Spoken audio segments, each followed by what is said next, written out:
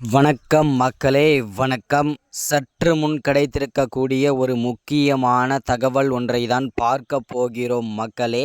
சற்று முன் திமுகவின் முக்கியமான அமைச்சர் காரில் மூட்டை மூட்டையாக பணம் சிக்கியிருக்கிறது மக்களே.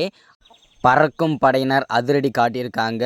யார் அந்த திமுகவின் முக்கியமான அமைச்சர், என்ன காரணத்திற்காக மூட்டை மூட்டையாக அவருடைய காரில் பணம் கொண்டு செல்லப்பட்டிருக்கிறது, இதை பற்றின தெளிவான துல்லியமான காணொளி தான் இந்த ஒரு வீடியோவில் நீங்கள் பார்த்து தெரிஞ்சுக்க போகிறீங்க மக்களே.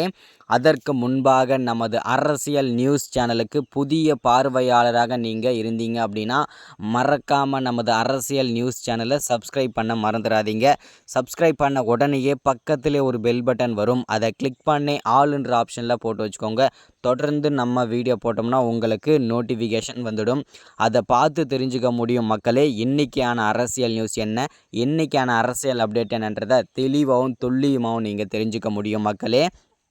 அது மட்டும் இல்லாமல் வீடியோ பார்க்குற ஒவ்வொருத்தரும் மறக்காமல் வீடியோவை லைக் பண்ணுங்கள், மறக்காமல் ஷேர் பண்ணுங்கள்.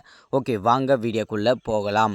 சற்று முன்பு கிடைக்கப்பெற்றிருக்கக்கூடிய ஒரு முக்கியமான பரபரப்பான சோகமான தகவல் அப்படின்னு கூட சொல்லலாம். ஏன் அப்படின்னா, ஏப்ரல் 19ஆம் தேதி நாடாளுமன்ற தேர்தல் இருக்கும் வேளையிலே தற்போது திமுகவில் இருக்கக்கூடிய அமைச்சர்களும் சரி, பல கட்சி அமைச்சர்களும் சரி, அவர்களுடைய தொகுதியில் வாக்கு சேகரிப்பதற்காக போய்கொண்டு இருக்கிறார்கள்.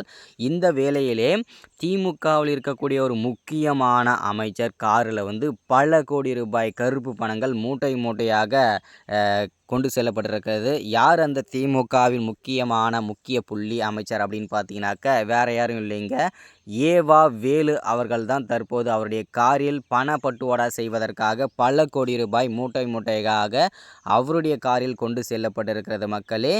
இந்த தகவல் அறிந்த பறக்கும் படையினர் அதிரடி சோதனை மேற்கொண்டாங்க. காரை மறித்து இதில் மூட்டையாக பல கோடி ரூபாய் கருப்பு பணங்கள் சிக்கியிருக்கிறது. இந்த பணங்கள் அனைத்தும் பட்டுவாடா, அதாவது பார்த்தீங்கன்னா ஓட்டுக்கு பணம் கொடுப்பதற்காக, பணம் பட்டுவாடா செய்வதற்காக கொண்டு செல்லப்பட்ட பணங்கள் தான் என்பது உறுதியாகிவிட்டது.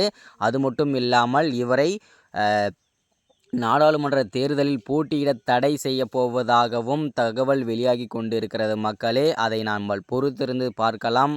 அது மட்டும் இல்லாமல் இந்த உரிய ஆவணங்கள் காட்டாவிட்டால், உரிய ஆவணங்கள்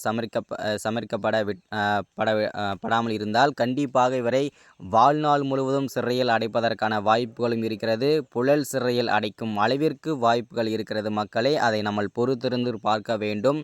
அது மட்டும் இல்லாமல் இன்னும் பல திமுக அமைச்சர்கள் இதில் சிக்குவார்கள் என்றும் எதிர்பார்க்கப்படுகிறது. அதை நம்ம பொறுத்திருந்து பார்க்கலாம் மக்களே. மறக்காமல் ஒன்ஸ் அகேன் நமது அரசியல் நியூஸ் சேனலை சப்ஸ்கிரைப் பண்ணுங்கள், லைக் பண்ணுங்கள், ஷேர் பண்ணுங்கள்.